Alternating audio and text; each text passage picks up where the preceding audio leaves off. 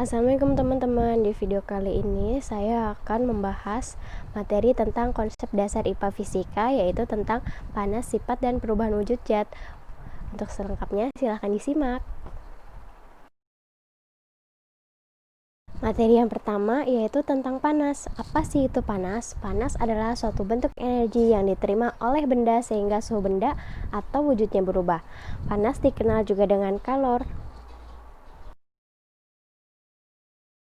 Perbedaan suhu dan kalor. Yang pertama, suhu menyatakan derajat panas atau dingin suatu benda, sedangkan kalor merupakan energi yang mengalir karena perbedaan suhu. Yang kedua, suhu tinggi menunjukkan benda cukup panas, suhu rendah menunjukkan benda cukup dingin, sedangkan kalor mengalir dari suhu yang tinggi menuju suhu yang lebih rendah. Benda yang membeku karena melepaskan kalor, sedangkan benda yang mencair karena menerima kalor.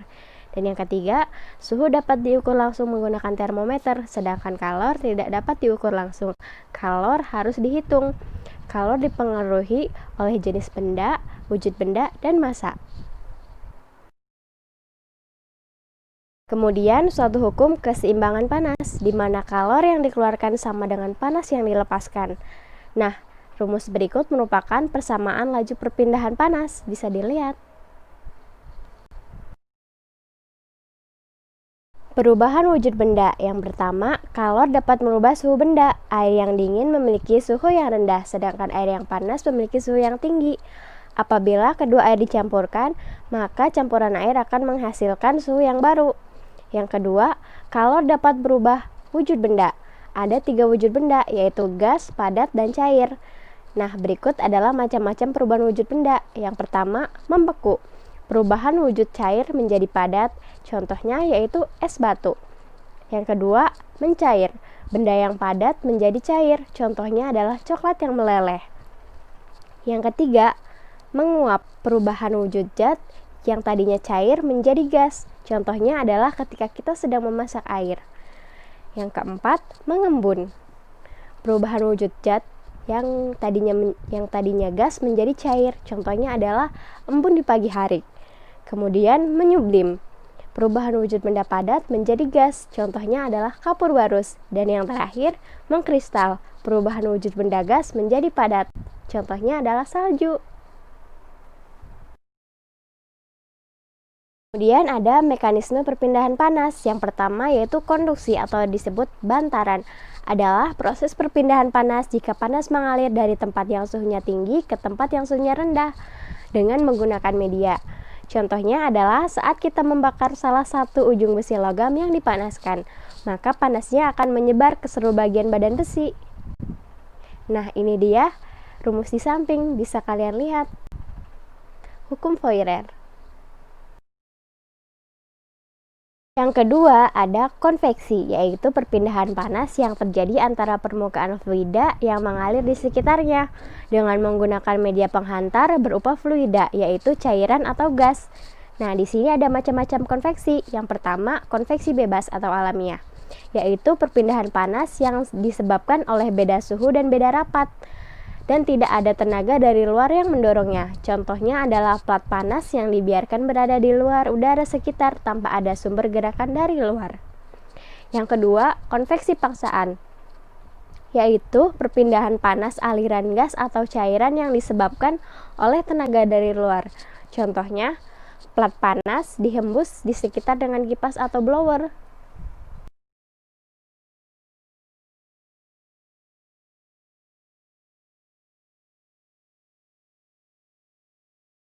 Kemudian yang ketiga ada radiasi atau sinaran. Adalah perpindahan panas yang terjadi karena pancaran atau sinar atau radiasi atau gelombang elektromagnetik tanpa memerlukan perantara. Contohnya ketika kita terkena sinar matahari. Nah, di sini ada rumus dasar hukum Stefan Boltzmann. Kemudian ada materi selanjutnya yaitu tentang zat. Apa sih itu zat?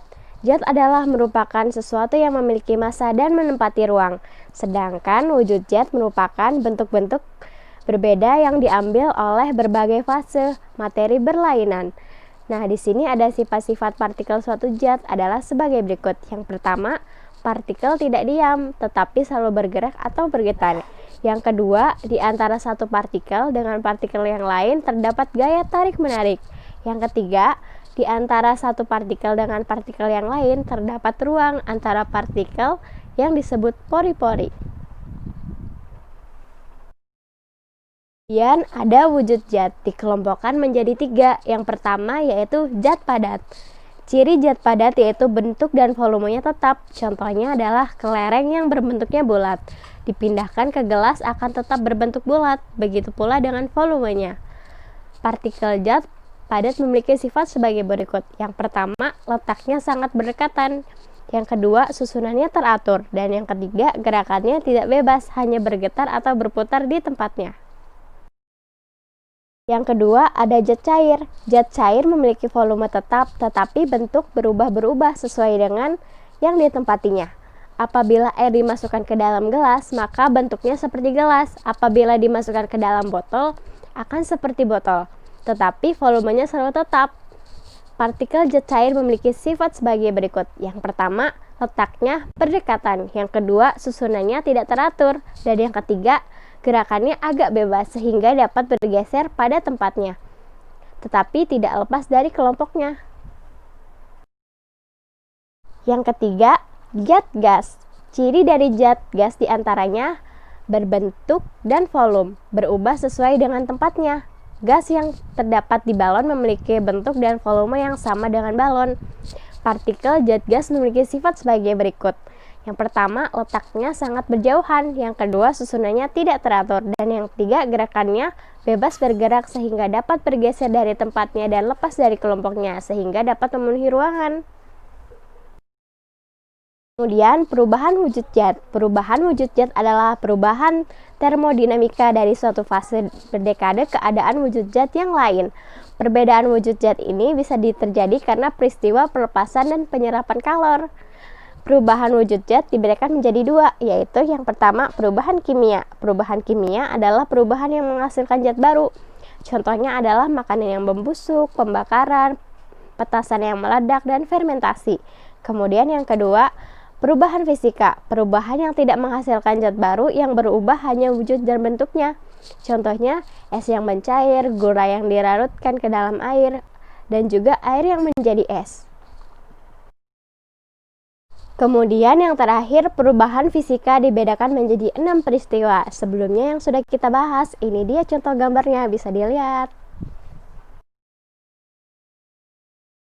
Nah, baiklah teman-teman, dari pembahasan tadi, saya memiliki 3 contoh soal untuk evaluasi. Yang pertama, apakah kalian tahu mengapa kalian berkeringat? Alasannya adalah berkeringat berfungsi untuk mengatur suhu tubuh tetap normal. Keringat merupakan cairan asin yang dihasilkan oleh kelenjar keringat. Keringat biasanya muncul di ketiak, kaki, dan telapak tangan. Keringat yang berlebihan atau tidak berkeringat sama sekali bisa menjadi indikator adanya masalah dalam tubuh kamu. Berkeringat adalah proses alami yang dilakukan manusia untuk mendinginkan tubuh jika suhu tubuh Anda meningkat. Tubuh manusia dilengkapi dengan kelenjar keringat yang bekerja setiap hari. Kelenjar ini bertanggung jawab untuk melepaskan cairan yang disebut keringat. Bagian tubuh yang cenderung melepaskan keringat yaitu di bawah lengan, kaki, dan telapak tangan. Rata-rata tubuh manusia mengeluarkan keringat 1 liter per hari. Apakah kalian tahu itu? Kemudian soal evaluasi yang kedua, apakah kalian tahu mengapa saat cuaca dingin kalian lebih sering merasa lapar? Alasannya, karena udara mengalami perubahan dengan suhu jauh di bawah suhu normal tubuh manusia. Untuk menormalkan suhu tubuh, terutama ketika dingin, diperlukan bahan bakar atau energi besar. Karena pada saat suhu dingin, tubuh akan terus menyeimbangkan suhu dengan cara membakar energi. Jika secara tidak langsung energi dalam tubuh terus dibakar, sehingga tubuh terus membutuhkan asupan energi baru. Agar tetap dapat menyeimbangkan suhu tubuh, terhadap suhu lingkungan. Selain itu, menurut para ahli, hasil dokumentasi dalam penelitian menunjukkan bahwa asupan kalori cenderung meningkat ketika cuaca berubah menjadi dingin. Soal evaluasi yang ketiga, apakah ada yang tahu mengapa anjing sering menjulurkan lidahnya? Alasannya, tubuh anjing tertutup bulu dan tidak memiliki kelenjar keringat. Apakah kalian tahu itu? Anjing hanya memiliki kelenjar keringat pada telapak kaki. Ketika suhu lingkungan tinggi atau tubuh anjing kepanasan akibat berlarian, anjing harus menurunkan suhu tubuhnya secepat mungkin. Berkeringat dari telapak kaki tentu saja tidak cukup untuk menurunkan suhu tubuhnya. Cara lain yang mereka gunakan adalah dengan menjulurkan lidah dan memberikan cairan menguap dari lidah mereka. Dengan cara itu, suhu tubuh anjing akan tetap terjaga. Jadi anjing menjulurkan lidahnya untuk menjaga suhu tubuhnya tetap konstan, baik ketika terpapar udara yang panas atau sehabis berlarian. Namun dalam kondisi yang terlalu panas, anjing mungkin saja bisa pingsan karena suhu tubuhnya tidak dapat dikontrol dengan cara menjulurkan lidah atau berkeringat dari telapak kaki saja. Nah, itu dia tadi teman-teman pembahasan tentang panas, sifat, dan perubahan wujud zat.